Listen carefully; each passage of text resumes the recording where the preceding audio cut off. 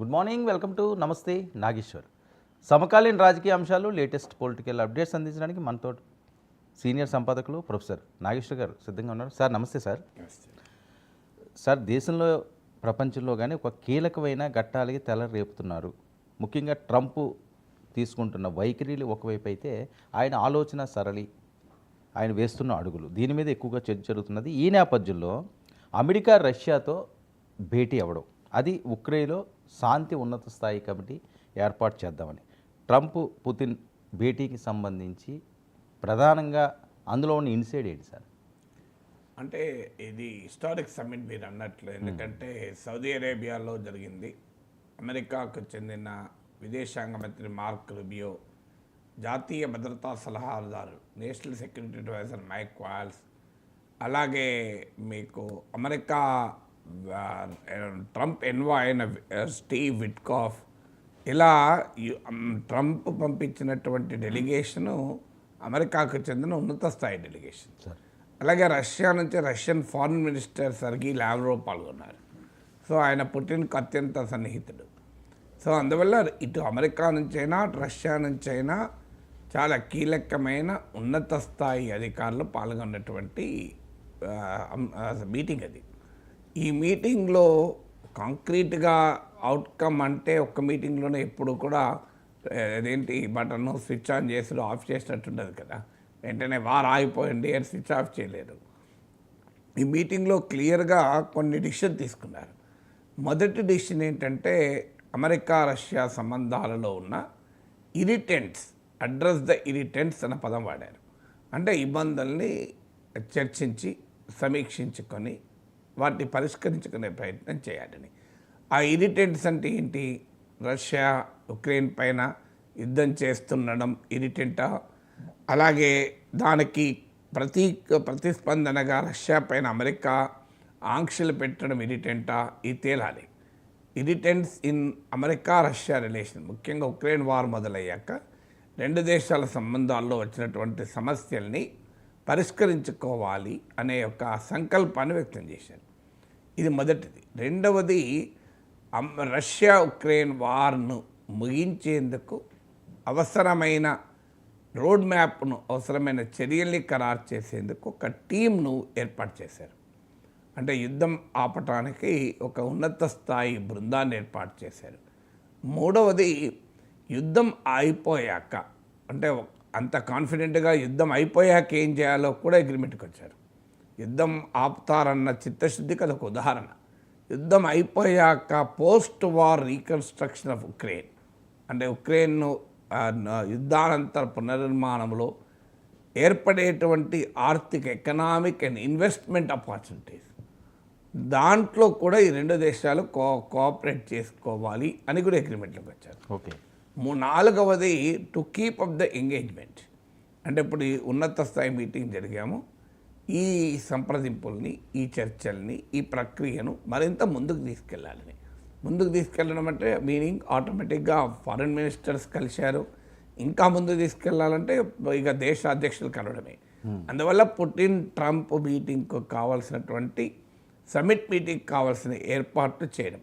వాళ్ళిద్దరు కలిసే సమయానికి యుద్ధం ఆపుతారు. ఇక మళ్ళీ కలిసాక కూడా మళ్ళీ ముచ్చట పెట్టుకుని ఉండదు. ఇక కలిసినాక నిర్ణయాలు ప్రకటించడం ఉంటుంది. అందువల్ల నిర్దిష్టంగా ఈ 4 అంశాలు చెప్పారు. ఈ 4 అంశాలని స్పెసిఫిక్గా లేవని ఎవరైనా అనొచ్చు, కానీ మొదటి మీటింగ్లోనే స్పెసిఫిక్స్ వర్కౌట్ కావు. చాలా క్లియర్గా వార్ ఆపాలి, వార్ ఇమీడియట్గా ఆగాలి అనే విషయంలో అమెరికా రష్యాలు తమ బలమైన, దృఢమైన అభిప్రాయం వ్యక్తం చేశాయి. ఇందులో క్వశ్చన్స్ రైజ్ అయినాయి ఏంటంటే, మరి ఇందులో యుక్రెయిన్ లేదు కదా. ఎందుకంటే ఈ చర్చలు సౌదీ అరేబియాలో జరుగుతున్న సమయంలో ఉక్రెయిన్ ప్రెసిడెంట్ జెలెన్స్కీ ఆ పక్క కంట్రీ యునైటెడ్ అరబ్ ఎమిరేట్స్లోనే ఉన్నాడు. సో సౌదీ అరేబియాలో మీటింగ్ జరుగుతుంది వెస్ట్ ఏషియాలో. అదే వెస్ట్ ఏషియాలోని మరో దేశం, పక్క దేశమైన యునైటెడ్ అరబ్ ఎమిరేట్స్లో జెలెన్స్కీ పర్యటనలో ఉన్నాడు. సో అందువల్ల అక్కడే ఉన్నా కూడా జెలెన్స్కీని ఇన్వైట్ చేయలే. అంటే చిక్కడపల్లిలో మీటింగ్ జరుగుతుంటే నారాయణగూడలో ఉన్నాడు. నారాయణగూడ బ్రిడ్జ్ దాడితే చిక్కడపల్లి వస్తుంది, కానీ జెలెన్స్కీని పిలవలేదు, జెలెన్స్కీ పోలేదు. సో జెలెన్స్కీకి నో ఇన్విటేషన్. సో అలాగే యూరప్కు నో ఇన్విటేషన్. యూరప్ వాళ్ళు అందరూ కూర్చొని ప్యారిస్లో సమావేశమయ్యారు. సో యూరప్ చాలా ఆందోళన కూడా వ్యక్తం చేసింది. మా గడ్డపైన యుద్ధం జరుగుతుంటే అసలు మేము పేపర్లలో చూసి తెలుసుకోవడం ఏంటి మా పరిస్థితి, ఆడ ఏం జరుగుతుందని మాకు తెలియదు, డైరెక్ట్గా మేము కూడా మీడియాలో చూసి తెలుసుకోవాల్సి వస్తుంది అని యూరోపియన్ లీడర్స్ వ్యక్తం చేశారు. దానికి అమెరికా ఇచ్చిన సమాధానం ఏంటంటే ఇది ప్రిలిమినరీ మీటింగు, ఖచ్చితంగా యూరోప్ను యుక్రెయిన్ కూడా ఇన్వాల్వ్ చేస్తామని. మరి ఇన్వాల్వ్ ఏ దశలో చేస్తారు? ఇన్వాల్వ్ చేయడం అనేది రకరకాల దశల్లో ఉంటాయి. ఉదాహరణకు మిమ్మల్ని నేను ఇన్వాల్వ్ చేస్తాను, డిన్నర్కి రండి అన్నాను అనుకోండి, ఇన్వాల్వ్ ఎక్కడ చేయాలి, ఏ కర్రీస్ చేయాలి, ఏ ఐటమ్స్ చేయాలనే దాంట్లో ఇన్వాల్వ్ చేసినా, ఎలా వండాలి అనే దాంట్లో ఇన్వాల్వ్ చేశానా, లేదు అంత అయిపోయినాక మిమ్మల్ని పిలిచి డైనింగ్ టేబుల్ మీద ఫుడ్ పెట్టడానికి ఇన్వాల్వ్ చేశానా, అది కూడా లేదు మేమంతా తిన్నాక మీతేని క్లీన్ చేయడానికి ఇన్వాల్వ్ చేసిన, దేనికి ఇన్వాల్వ్ చేసిన, అన్నీ ఇన్వాల్వ్మెంటే. సో మీరు ఏ దశలో ఇన్వాల్వ్ అయ్యారు అన్నది కీలకం కదా. సో ఇప్పుడు లాస్ట్కు అమెరికా రష్యా ఒక డీల్ కుదుర్చుకొని ఇంకో మొఖాన కొట్టి దీని ప్రకారం నడువు అని చెప్పడం ఇన్వాల్వ్మెంటా, లేదా డీల్ ఎలా ఉండాలి అనే దాంట్లోనే ఇన్వాల్వ్మెంట్ అనేది కీలకం. సో అందువల్ల అది తెలియదు.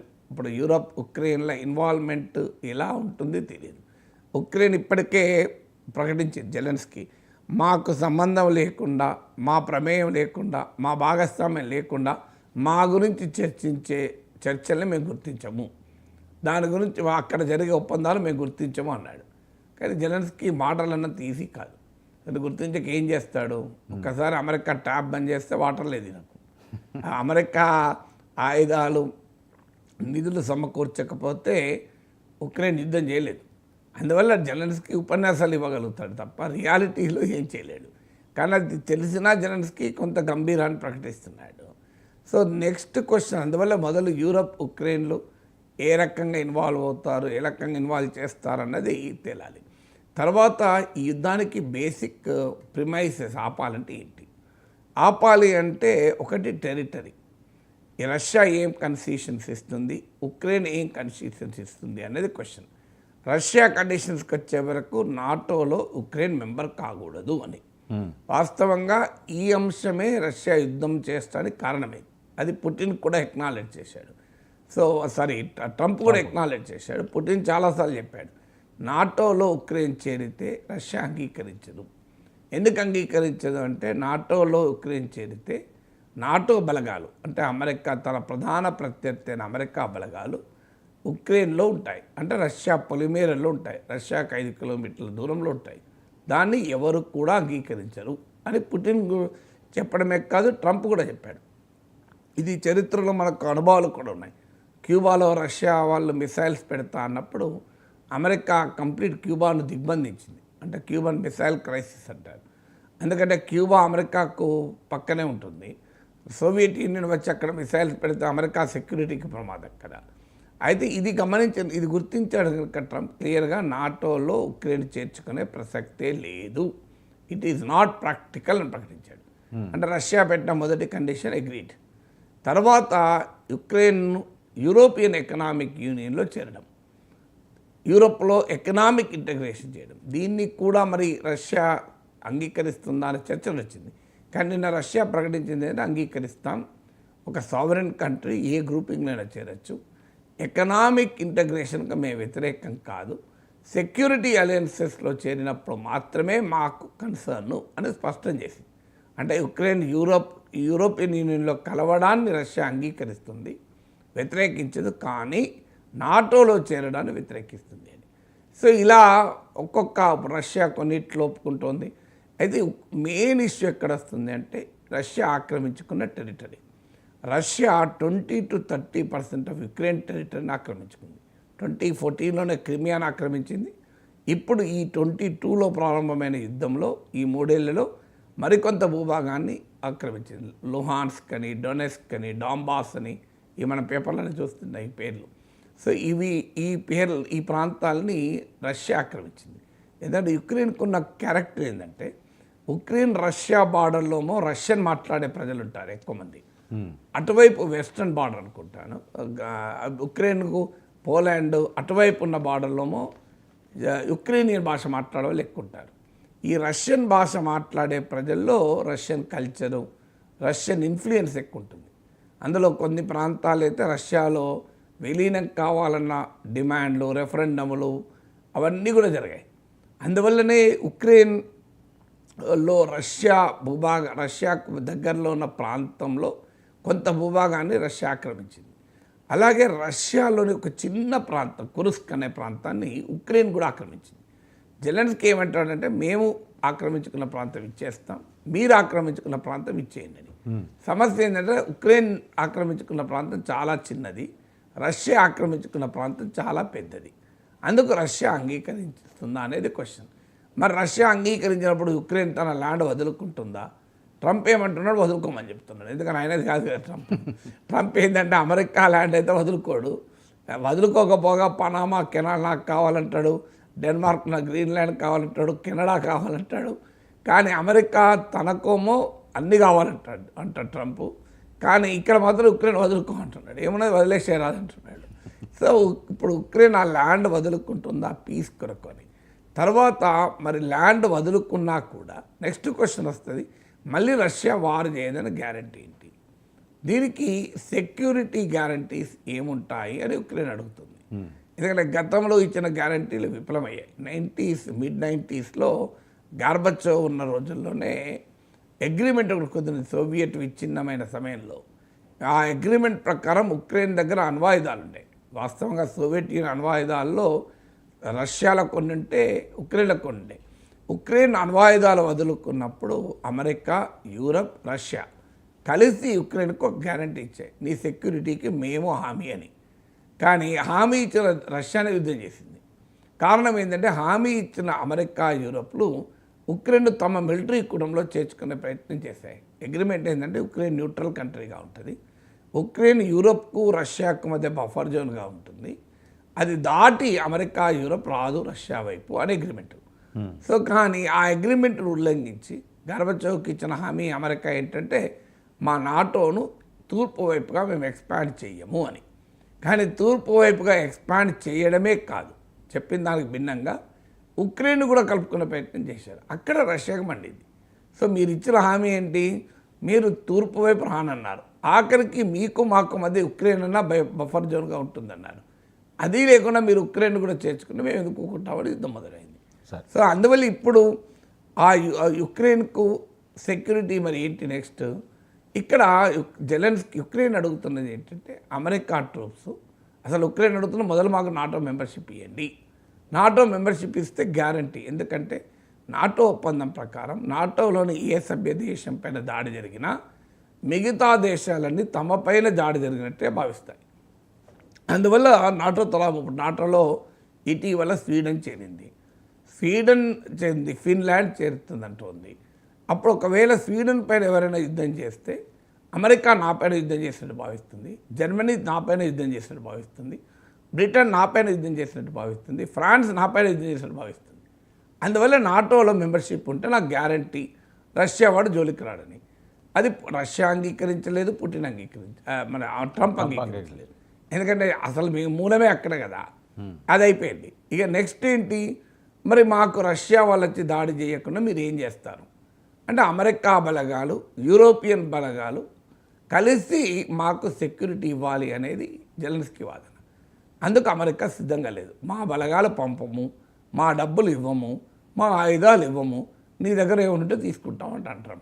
ట్రంప్ ఇది బిజినెస్ మ్యాన్, ఆయన ఏమి ఇవ్వడు, ఆయన తీసుకుంటే ఉంటుంది. అందువల్ల ట్రంప్ వాదన ఏంటంటే ఎట్టి పరిస్థితుల్లో అమెరికా బలగాలు ఇచ్చే ప్రసక్తే లేదు. మరి నెక్స్ట్ ఏంటి? యూరోప్ బలగాలు కూడా ఏం చేస్తాయి? దాన్ని బ్రిటన్ ప్రైమ్ మినిస్టర్ ప్రకటించాడు, మేము యూరోప్ బలగాలు పంపించినా అవి రష్యాతో కొట్లాడవు, శాంతిని మాత్రమే నెలకొల్పుతాయి అంటాడు. సో రష్యాతో కొట్లాడినప్పుడు శాంతి ఎక్కడికి వెళ్ళొస్తుంది? రేపు రష్యా వారు చేస్తానంటే కాపాడమనే కదా పెట్టేది, మీరు వచ్చి ఏం చేస్తారు? లేకపోతే అలా. అంతేకాకుండా యూరోప్ యొక్క సైన్యం తక్కువది, యూరోప్ డిఫెన్స్ మీద స్పెండ్ చేసేది కూడా తక్కువే. అందువల్ల యూరోప్ తనను తాను కాపాడుకుంటే కష్టమవుతుంది ట్రంప్ కాలంలో. ఇక ఉక్రెయిన్కి ఏం రక్షణ కల్పిస్తుంది? అందువల్ల ఈ సెక్యూరిటీ గ్యారంటీలు చర్చించాలి. నేను అమెరికా కూడా ప్రకటించింది, 2 అంశాలు ఉన్నాయి. సెక్యూరిటీ గ్యారంటీస్ ఒక కీలకమైన అంశము, అలాగే మీకు ఈ కన్సెషన్స్ ఒక కీలకమైన అంశం, దీనిపైన చర్చించాలి అని చెప్పారు. సో ఆ తర్వాత నెక్స్ట్ స్టేజ్ ఏమొస్తుంది, ఉక్రెయిన్ పునర్నిర్మాణం. ఎందుకంటే వారంలో దెబ్బతిన్నది, దీని పునర్నిర్మాణానికి అయ్యే భారం ఎవరు మోయాలి? అమెరికా ఏమంటుందంటే మేమేమీ పెట్టుకోము, కానీ మీ దగ్గర ఉన్న టైటానియం ఎత్తుకెళ్తాం, యురేనియం ఎత్తుకెళ్తాం, లీథియం ఎత్తుకెళ్తాం, ఉక్రెయిన్లో ఉన్న మినరల్స్లో మాకే వాటా కావాలి, ఉక్రెయిన్లో ఇన్ఫ్రాస్ట్రక్చర్ నిర్మాణంలో కాంట్రాక్ట్లు మాకే ఇవ్వాలి అని ట్రంప్ బిజినెస్ మొదలు పెడుతున్నాడు. అంటే ఏమీ ఇవ్వము కానీ అన్నీ తీసుకుంటామని. ఎందుకు? మేము పెద్ద మనిషి కూర్చొని మీ అన్ని పరిష్కరించినాం కదా అంటున్నాడు. సో పంచాయతీ పరిష్కరించుకుంటే ఊర్లలో ఉంటుంది, పంచాయతీ పరిష్కరిస్తే అందరు కలిసి డబ్బులు ఇస్తే ఈ పెద్దల పంచాయతీలో కూర్చున్న పెద్దలంతా పోయి రాత్రి తాగుతారు. సో అలాంటి అగ్రిమెంట్ ట్రంప్ చెప్పేది. సో నేను మీకు అగ్రిమెంట్ కుదురుతున్నా కదా, మన కట్టిపోవా సెటిల్మెంట్, మీకు రియల్ ఎస్టేట్ సెటిల్మెంట్లు ఉంటాయి చూడండి, వీళ్ళకి ల్యాండ్ సంబంధమే లేదు, వీడు 5 పైసలు ఇవ్వడు, ఇద్దరు కొట్టుకుంటే దాదా దగ్గరికి వస్తారు, వీధిలో ఉన్న గోండా దగ్గరికి వస్తారు, గోండా ఇద్దరిని కూర్చొని పెడతారు. ఏంద్రా ఏం సంగతి అన్నా, నాది ఆక్రమించండి, లేదన్నా నాదే అన్నా అంటాడు. అరే ఇది కానీరా అన్నా కాడు, ఇదిరా బార్డర్ మీరు ఇద్దరు వినాలి అంటాడు, భయాన్ని ఇద్దరు వింటాడు. ఆఖరికి ఏంటి మరి మీరిద్దరికి ఉన్నది నాకేంద్రా అంటాడు. అని ఆ వెనకాల తనకు కూడా కొంత ల్యాండ్ తీసేసుకుంటాడు. సెటిల్మెంట్లు ఇవన్నీ. సో ఈ సెటిల్మెంట్ వ్యవహారం చేస్తున్నాడు, రియల్ ఎస్టేట్ మనిషి కదా. సో అన్ని సెటిల్మెంట్లే ట్రంప్ వ్యవహారం. సో ట్రంప్ సెటిల్మెంట్ ఏంటంటే, నేను మరి రష్యాతో మాట్లాడినా, యుద్ధం ఆపినా నీకు, అందువల్ల నువ్వు ఏం చేయాలంటే నీ దగ్గర ఉన్న మినరల్స్ నాకే ఇచ్చేయాలి, నీ దగ్గర ఉన్న కాంట్రాక్ట్ని నాకే ఇచ్చేయాలంటున్నాను. అదేంటి మీరు డబ్బులు ఇవ్వమంటారు, ఇవ్వం, ఆయుధాలు ఇవ్వమంటే ఇవ్వం, బలగాలు ఇవ్వమంటే ఇవ్వం, గ్యారంటీలు ఇవ్వమంటే ఇవ్వం, అయినా మొత్తం మాకేయాలన్నా మరి నేను సమస్య పరిష్కరించిన కదా అంటాను ట్రంప్. సో అందువల్ల దీనికి మరి ఉక్రెయిన్ ఏం చేయాలి, యూరోప్ ఏం చేయాలి అనేది క్వశ్చన్. కానీ ఓవరాల్గా చూసుకున్నప్పుడు it is a significant move. ఎలా ఉంటుంది ఒప్పందం, ఎలా ఉంటుంది, చివరకు ఉక్రెయిన్ను ముంచేసి ట్రంప్ పుటిన్తో పెట్టుకుంటాడు. ఇది జరగబోయేది. ఇది ఆఫ్ఘనిస్తాన్లో చూసామందరం.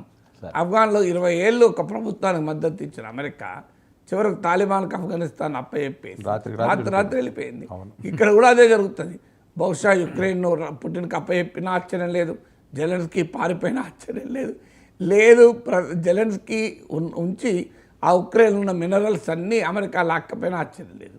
ఏం జరుగుతుందో చూడాలి. బట్ ఒకటి మాత్రం నిజం, యుద్ధం అయితే ఆగే వాతావరణం అయితే కనబడుతుంది. Trump is very firm, Putin is cooperating కనుక యుద్ధం ఆగే దిశగానే అడుగులు పడుతున్నాయి. ఆగిన దానికి మూల్యం ఎవరు చెల్లించాలి, who should pay the cost for ending war అన్నది చూడాలి. ఖచ్చితంగా ఇప్పుడున్న వాతావరణం చూస్తే the cost of ending war will be born by Europe and Ukraine, ముఖ్యంగా ఉక్రెయిన్. అంటే ఈ యుద్ధాన్ని వల్ల నష్టపోయింది ఉక్రెయిన్, యుద్ధం ముగించడానికి కుదిరిన ఒప్పందం వల్ల కూడా నష్టపోయేది ఉక్రెయినే.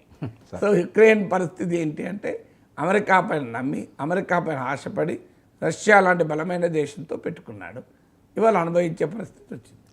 సరే, ఎన్డీఏ విజన్